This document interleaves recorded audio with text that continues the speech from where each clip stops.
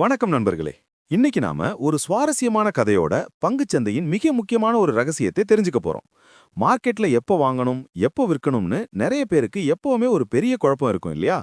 இதற்கான விடைய கோயம்புத்தூர்ல நடக்கிற ஒரு சின்ன சம்பவத்திலிருந்து ரொம்ப எளிமையா கத்துக்கலாம் வாங்க. கோயம்புத்தூரோட இதமான அதிகாலை நேரம். மெகா முறுக்கு ஃபேக்டரியில இயந்திரங்கள் வழக்கம் போல சுறுசுறுப்பா இயங்கிக்கிட்டு இருக்கு. அங்க மணியண்ணன் தன்னோட பழைய கணக்கு புத்தகங்களையும் புது டிஜிட்டல் டேப்லெட்டையும் மாத்தி மாத்தி பாத்துக்கிட்டு இருக்காரு. அவருக்கு எதிரு பிபிஏ படிக்கும் சத்யா தன்னோட லேப்டாப்ல ட்ரேடிங் வியூ தளத்தை ஓபன் பண்ணி எக்கச்சக்கமான கோடுகளை வரைஞ்சு அதை சிலந்தி வலை மாதிரி வச்சுக்கிட்டு ரொம்ப தீவிரமா ஆராய்ஞ்சிக்கிட்டு இருக்கான்.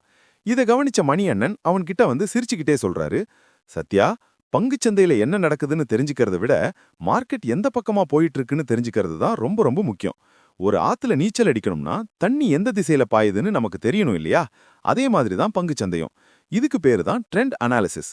உடனே சத்யா ரொம்ப சாதாரணமா, அண்ணே, மார்க்கெட் ஒண்ணு மேல போகும் இல்லனா கீழே வரும், அவ்வளவுதானே, இதுல என்ன பெரிய ரகசியம் ஒளிஞ்சிருக்கு அப்படின்னு கேக்குறான்.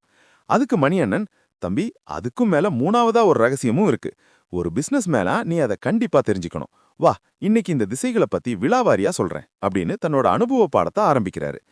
பங்குச்சந்தையில விலை எப்பவுமே ஒரு நேர்கோட்ல பயணிக்காது. அது அலைகள் மாதிரி ஏறி இறங்கி தான் போகும்னு சொல்லி முதல் விஷயமான அப் ட்ரெண்ட் பற்றி விளக்க ஆரம்பிக்கிறாரு.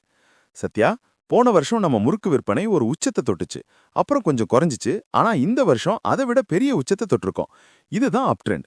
அதாவது மார்க்கெட்ல விலை ஒவ்வொரு முறையும் ஒரு புதிய உச்சத்தை தொடும். இதுக்கு ஹையர் ஹைஸ் என்று பெயர். அதே சமயம் விலை குறையும் போது முந்தைய குறைந்த விலையை விட கொஞ்சம் அதிகமா நிக்கிறதுக்கு ஹையர் லோஸ் என்று பெயர்.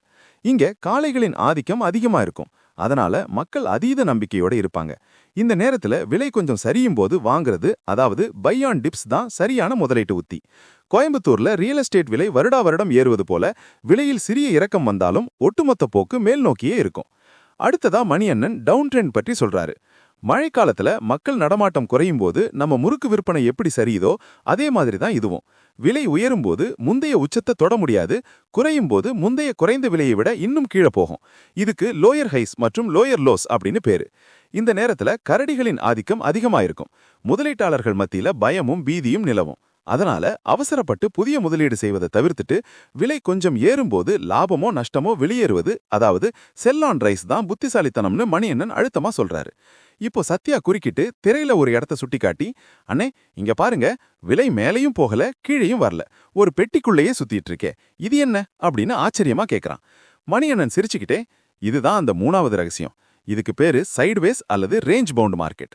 அதாவது வாங்குபவர்களுக்கும் விற்பவர்களுக்கும் இடையே ஒரு சமபல போட்டி நடக்கும். விலை ஒரு குறிப்பிட்ட சப்போர்ட் மற்றும் ரெசிஸ்டன்ஸ் கோடுகளுக்குள்ளேயே சிறைப்பட்டு இருக்கும். இங்க புதிய உச்சங்களோ அல்லது சரிவுகளோ இருக்காது. முதலீட்டாளர்கள் ஒருவித குழப்பத்துல இருப்பாங்க. புத்திசாலி ட்ரேடர்கள் இந்த நேரத்துல எந்த முடிவும் எடுக்காம மார்க்கெட் ஏதாவது ஒரு பக்கமா பலமான வால்யூமுடன் பிரேக் அவுட் ஆகும் வரைக்கும் அமைதியா காத்திருப்பாங்க. கடைசியா மணியண்ணன் ஒரு சூப்பரான முறுக்கு மந்திரத்தை சத்யாவுக்கு சொல்றாரு. தம்பி, தி ட்ரெண்ட் இஸ் யுவர் ஃப்ரெண்ட் அப்படின்னு பங்குச்சந்தையில ஒரு பழமொழி இருக்கு. ட்ரெண்டோட திசையில நீ பயணம் செஞ்சா கோயம்புத்தூர்ல இருந்து சென்னைக்கு ஹைவேல போற மாதிரி ரொம்ப நிம்மதியா இருக்கலாம். ட்ரெண்டுக்கு எதிரா போனீன்னா வண்டி கண்டிப்பா பஞ்சர் ஆயிடும். ஒரு நிறுவனத்தோட எதிர்கால வளர்ச்சியை கணிச்சு அது அப் ட்ரெண்ட்ல இருக்கும்போது முதலீடு செய்யறது தான் உண்மையான சொத்து உருவாக்கம். இந்த விளக்கத்தை கேட்ட சத்யாவுக்கு இப்போ விலையின் திசையை எப்படி கணிக்கணும்னு அக்குவே ராணி வேற புரிஞ்சிடுச்சு. அவனோட கண்களுக்கு இப்போ அந்த சார்ட் வெறும் கோடுகள் இல்லை, அது சந்தையின் இதய துடிப்பு. என்ன நண்பர்களே, மணியண்ணன் சொன்ன இந்த ட்ரெண்ட் அனாலிசிஸ் கதை உங்களுக்கு பிடிச்சிருந்ததா? இந்த கான்செப்ட் உங்களுக்கு ஈஸியா புரிஞ்சிருக்கும்னு நம்புறோம். நீங்க இப்போ எந்த ட்ரெண்ட்ல முதலீடு செஞ்சுட்டு இருக்கீங்க? கமெண்ட்ல சொல்லுங்க. அப்படியே நம்ம சேனலை சப்ஸ்கிரைப் பண்ணிட்டு இந்த வீடியோவை உங்க ட்ரேடிங் நண்பர்களுக்கும் ஷேர் பண்ணுங்க. மீண்டும் அடுத்த பயனுள்ள வீடியோவில் சந்திக்கலாம்.